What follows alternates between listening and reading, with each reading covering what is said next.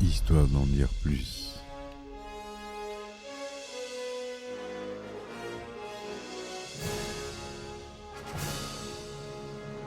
Eh ben attendez, on est en France. Allez, cul sec. Hop.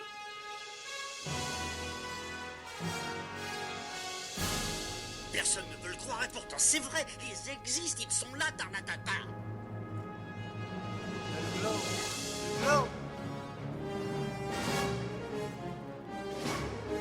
Il faut qu'on pète.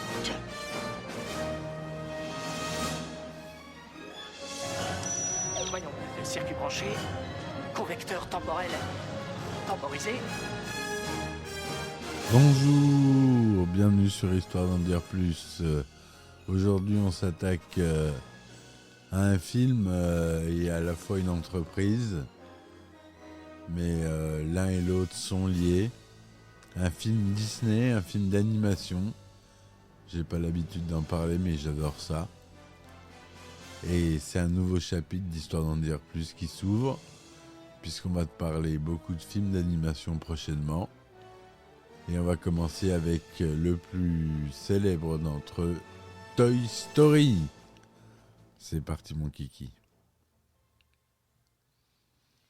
Alors Toy Story, par Disney et Pixar Animation Studio, qui pour la première fois lance son premier long métrage, Toy Story ou Histoire de jouer au Québec, est un film d'animation américain réalisé par le grand John Lasseter et sorti en 1995.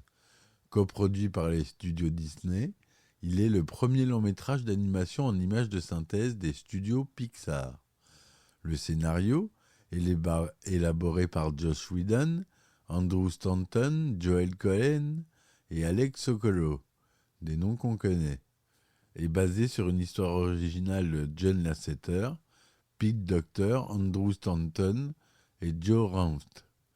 Le film met en scène un groupe de jouets, Woody, une poupée représentant un cow-boy, et Buzz l'éclair, une figurine d'astronaute, qui en sont les personnages principaux. Toy Story a produit près de 362 millions de dollars de recettes dans le monde. Il a reçu des critiques très positives qui saluent à la fois l'innovation technique de l'animation et la qualité du scénario. Depuis 2005, sa première année d'éligibilité, il fait partie du National Film Registry. En plus des sorties DVD et des nombreux produits dérivés, sont apparus dans le monde jouets, jeux, vidéos, attractions, etc. Le film a fait l'objet de 3 suites au cinéma. Toy Story 2, réalisé encore par John Lasseter en 1999. Toy Story 3 par Lee Unkrich en 2006. Et Toy Story 4 par Josh Cooley en 2019. La franchise comprend aussi une série télévisée dérivée, Les aventures de Buzz l'éclair de 2000 à 2001.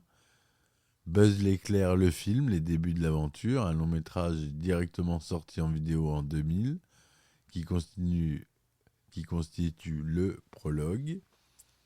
Et un film dérivé, Buzz l'éclair, qui est sorti en salle en 2022, dont vous devrez être familier.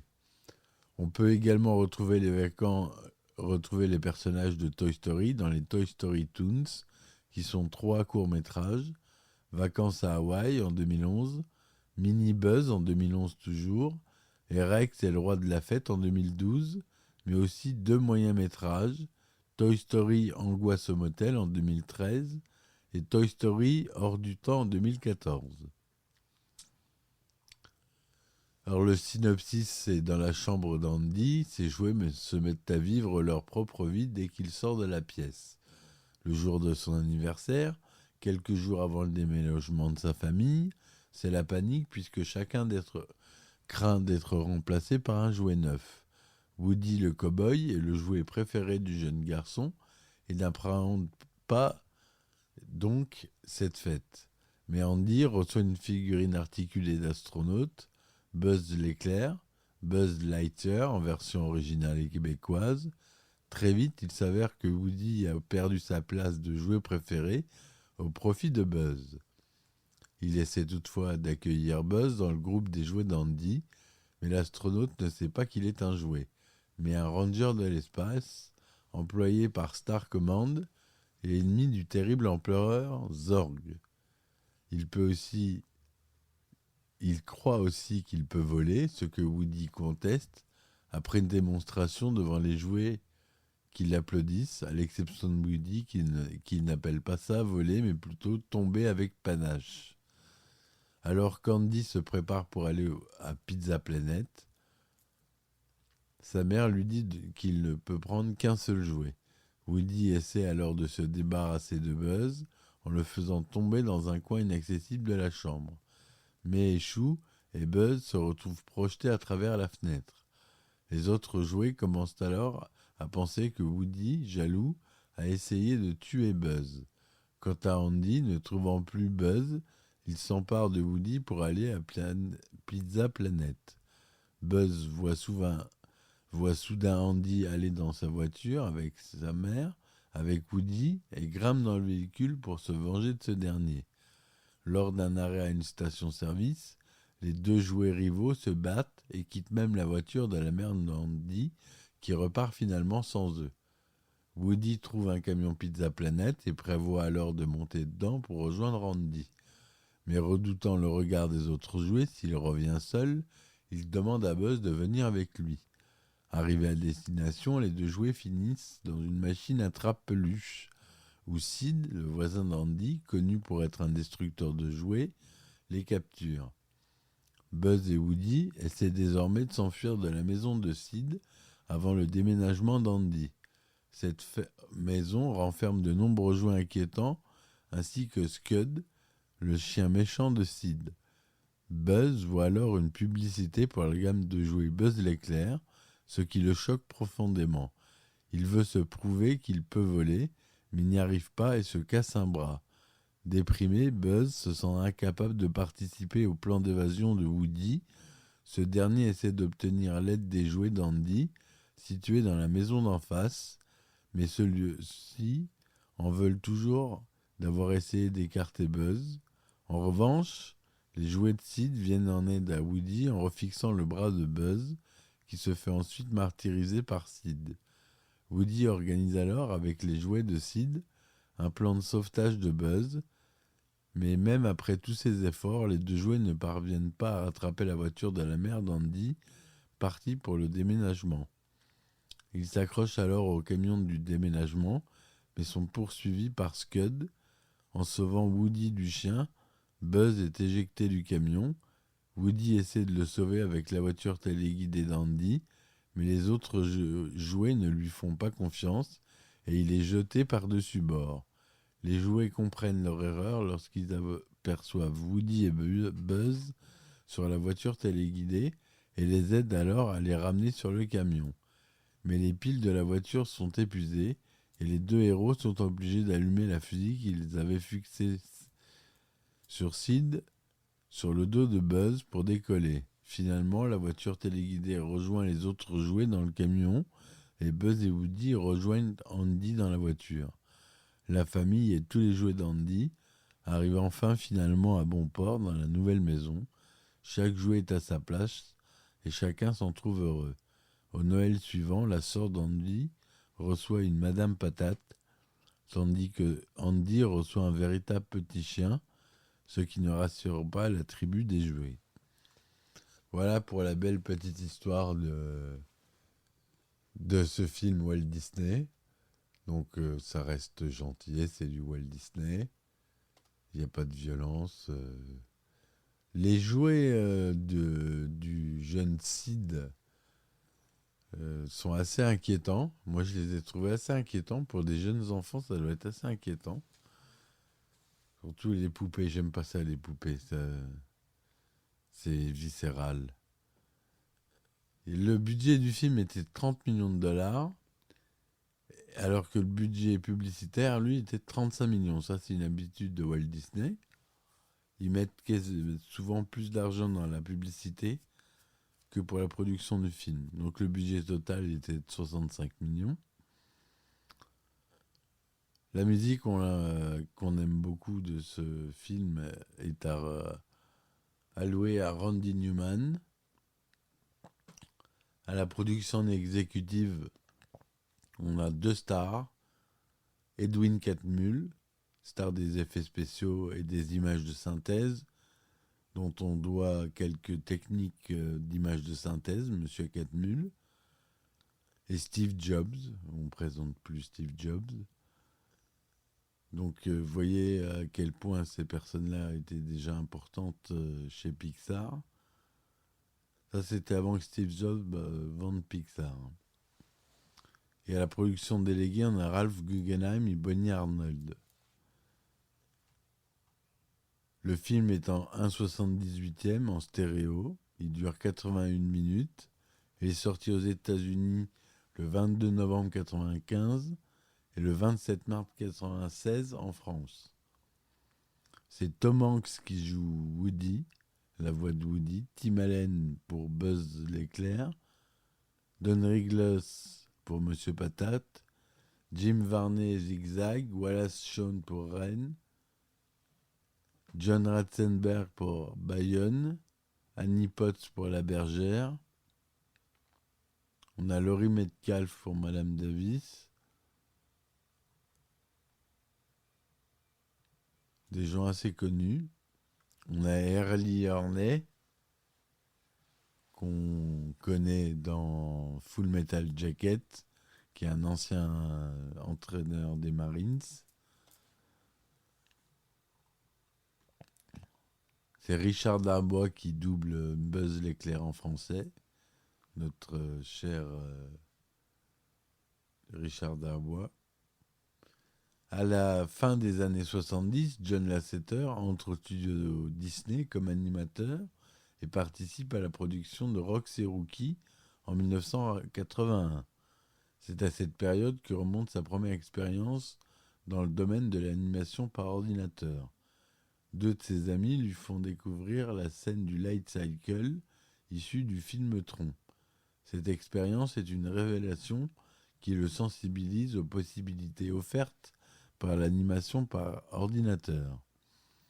Lasseter travaille ensuite pour la division Lucasfilm Computer Graphics Groups de Lucasfilm Ltd, qui deviendra ILM, qui, vendu par George Lucas à Steve Jobs, deviendra Pixar Animation Studio en 1986.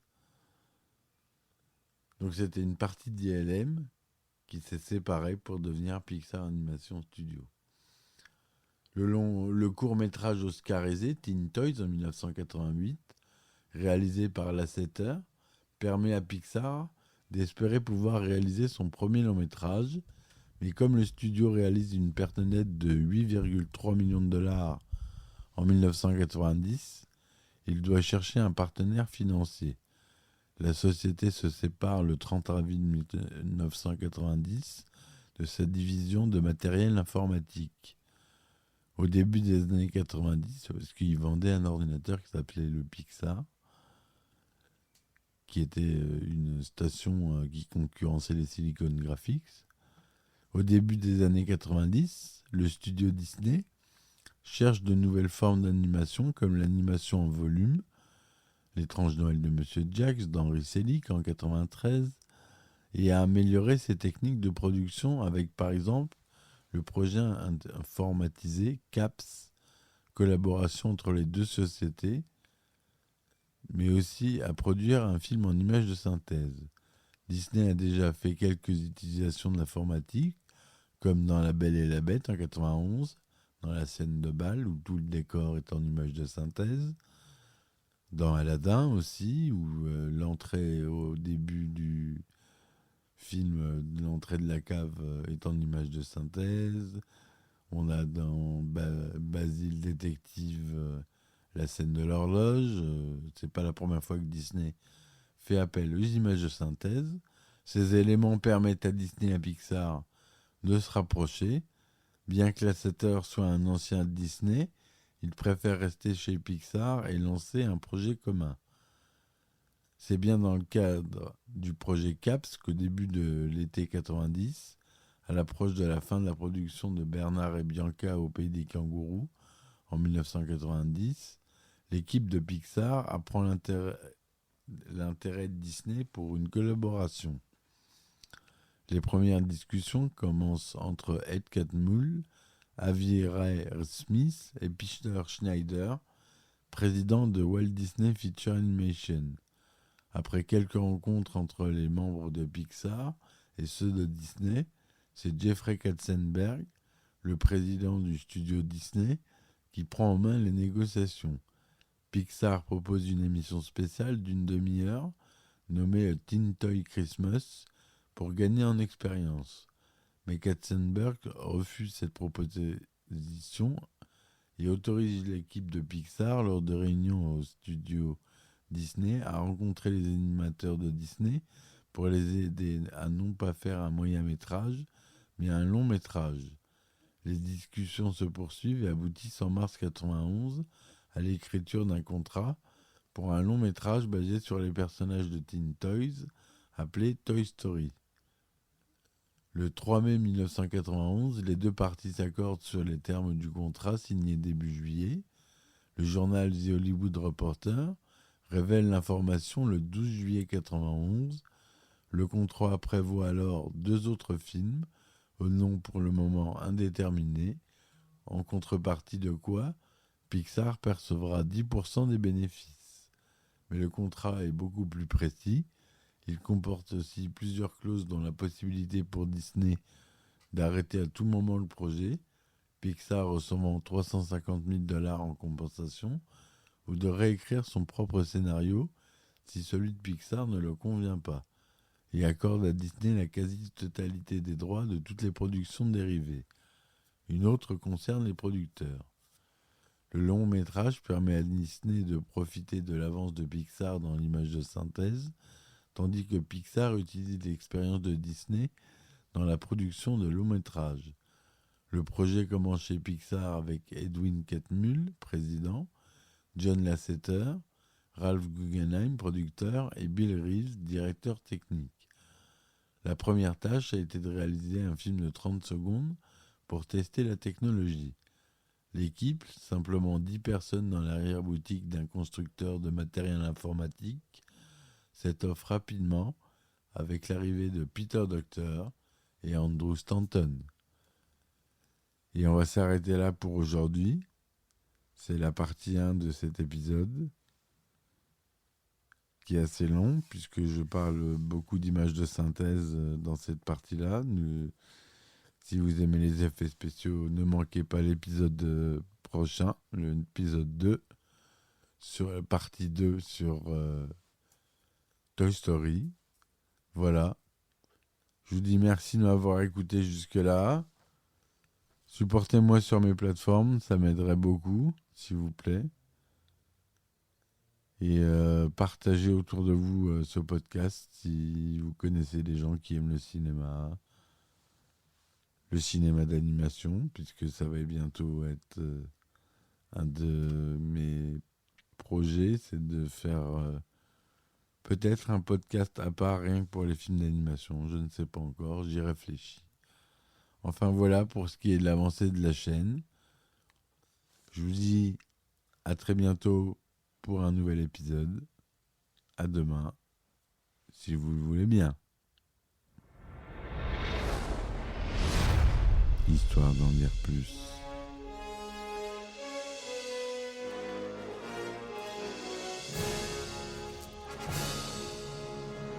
Eh ben attendez, on est en France. Allez, cul sec. Hop.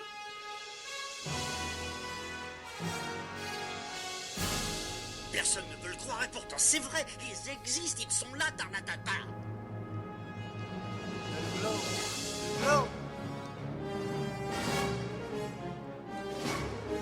Il faut qu'on pète.